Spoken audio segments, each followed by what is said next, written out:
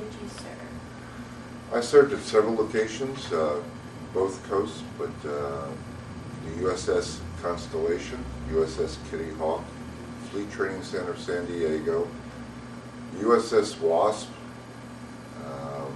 SIMA, Norfolk, Shore Intermediate Maintenance Activity, Fib Group 2, and Atlantic Fleet. You can start. When and where were you born? I was born in Teaneck, New Jersey, November 16, 1956. Did you have any siblings? Yeah, I'm the oldest. I'm the oldest of 7. Good family. Yeah. What was it like growing up with a large family? Chaos, utter chaos. It was a lot of fun. It was never a dull moment. That's good. I can see. What did you do before the military? When I got out of high school, I went into cooking. I cooked for 4 years, and while I was cooking, I volunteered at the local fire department.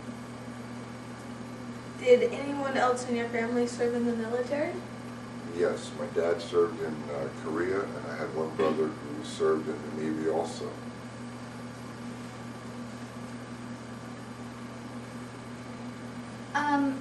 Were you drafted or did you enlist? I enlisted, volunteered.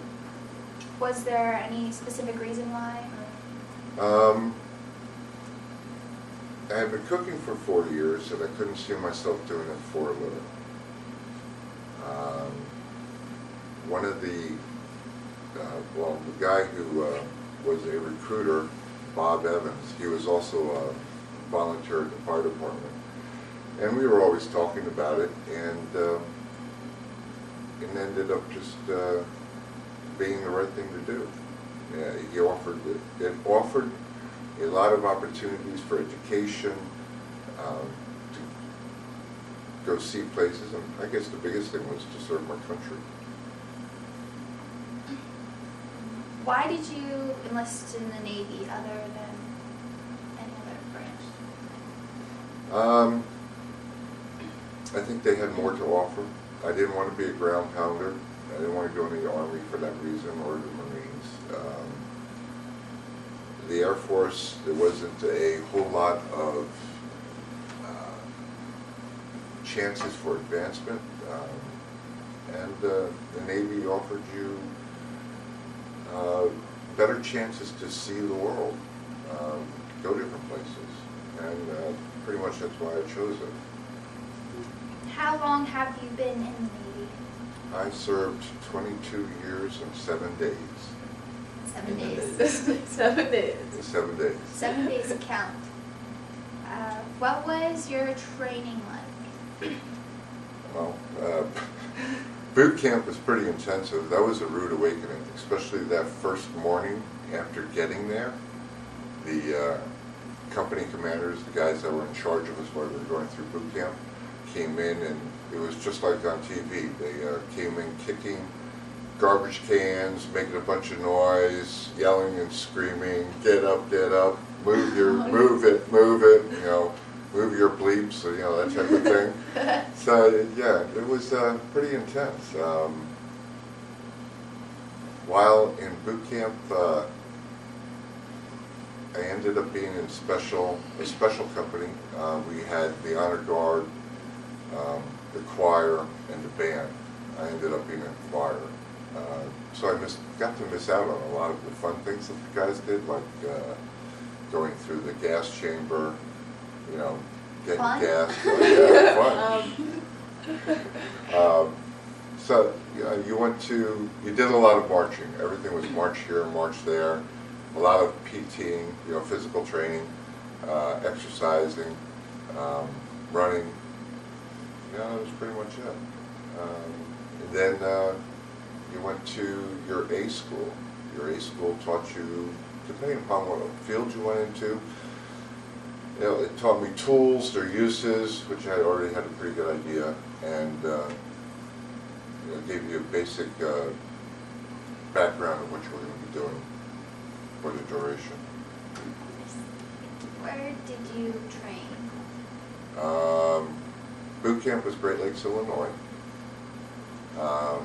From boot camp, I went over to the NTC, which was the training center where we went for our Class A, B, or C schools.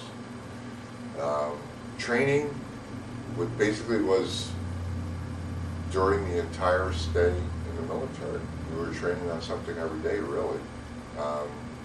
I went to school several times for different things, but the training never stopped, whether it was survival training, training on how to work on repair equipment, how to operate equipment, how to getting qualified at the different watch stations that you were required to for the ship, earning the surface warfare pins.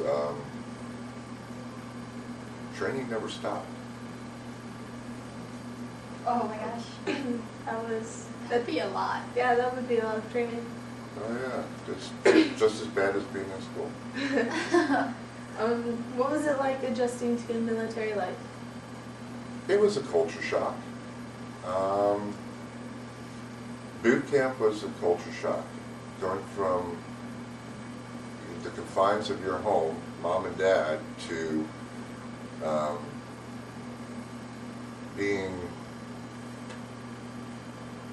ordered around by company commanders and the regimen that you had. You ate breakfast at a certain time, you ate lunch at a certain time, you ate dinner at a certain time, you had classes that you went to for specific times, just very regimented. You went to bed at a specific time. They told you when you went to bed. You had to learn how to stand watches.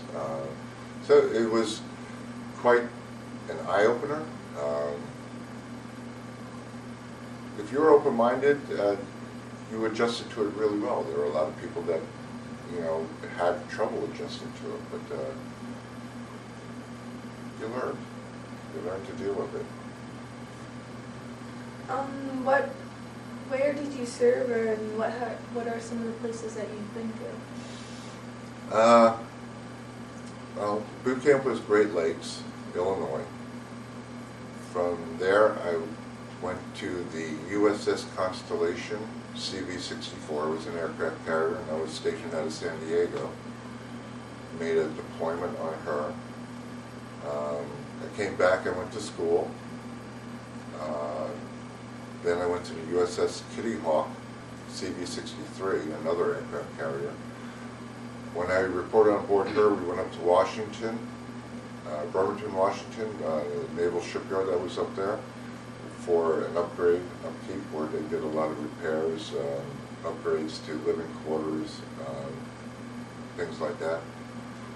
Then I deployed on her for a year. After the Kitty Hawk, I went to Fleet Training Center, San Diego, where I was an instructor. After Fleet Training Center, I went to the USS Wasp. I went to their pre-commission unit first, and then once we commissioned the ship, we were basically assigned to the ship then. It was LHD-1, USS Wasp. From the Wasp, I went to SIMA, Norfolk. SIMA being Shore Intermediate Maintenance Activity. I was in charge of the boiler repair shop, and I had like 30 guys working for me where we would go out on the waterfront and repair different parts and pieces of the shop, ships. After that, I went to Fib Group 2, which was Amphibious Assault Group. I was a trainer. I would go out and train the amphibious assault ships, the different ships that were assigned to the group in engineering, casualty control, record keeping, chemistry of the boilers, that type of thing. And after that, I went to Commander of Float Training Group Atlantic, which was basically the same thing. We would go out, but instead of just amphibious assault ships where we were transporting Marines, we would do all the gas turbines, destroyers, cruisers, the aircraft carriers. We would go out and train and drill ships company to make sure that they were ready for their deployments overseas. What's your favorite place that you've been? Oh, countries that I've been to. I have been to Korea, the Philippines, Singapore, Australia, Jamaica, Colombia, South America, Rhodes, Greece, Haifa, Israel, Italy, Rome, Italy, Palma de Mallorca, Toulon, France, Rota, Spain, and God, the Mediterranean, the Atlantic, Pacific, the Indian Oceans, the Arabian Sea. Yeah. When you were gone, did you have to wear your uniform at all? Yes. Some countries that we went to, we had to wear our dress blues or dress uniforms. When I was a petty officer, first class, that was the uniform I wore. That was the Cracker Jacks dress blues. But most of the countries that you went to, you were just allowed to go out in civilian clothes, but your civilian clothes had to be neat, pressed, no holes, no derogatory sayings or anything like that. Pretty much like what you guys have to wear in school. They have to be neat and presentable. Out of all the places you've been, what was your favorite? That's a tough one. I'm going to have to do it by coast, because when I was on the West Coast, I would have to say my favorite was going to, did I say Australia earlier? Perth. We were in Fremantle, Australia, and the reason why I was the favorite there was because I went into one of the local establishments and got to talking with some of the old-timers that were there. And they started with their, if it wasn't for you Yanks in WW2, we'd be speaking Japanese and this, that, and the other thing. So they were really appreciative of, the military. I mean, the people of Australia were. I mean, it was just unreal what they did. They opened up their houses to us. They would come by and pick you up and take you out to dinner or have dinner with the family or something like that. And then some of the tours that you could do, go see into the outback, go into the city of Perth. It was just really great. Off the East Coast, I would probably say my favorite one was Palma de Mallorca. That's where the King of Spain's summer palace is. Very pretty island. The water is beautiful. Some of the, how do you want to say it, local, the church, one church there was absolutely beautiful with the stained glass and how large it was. They had an old castle that you could go up and tour. And beaches were beautiful. I would probably say that Palma was my favorite.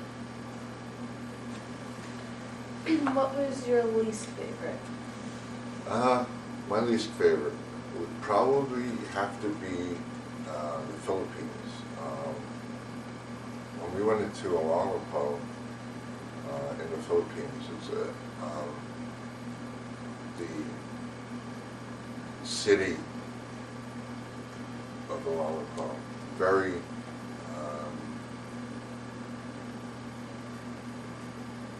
run down.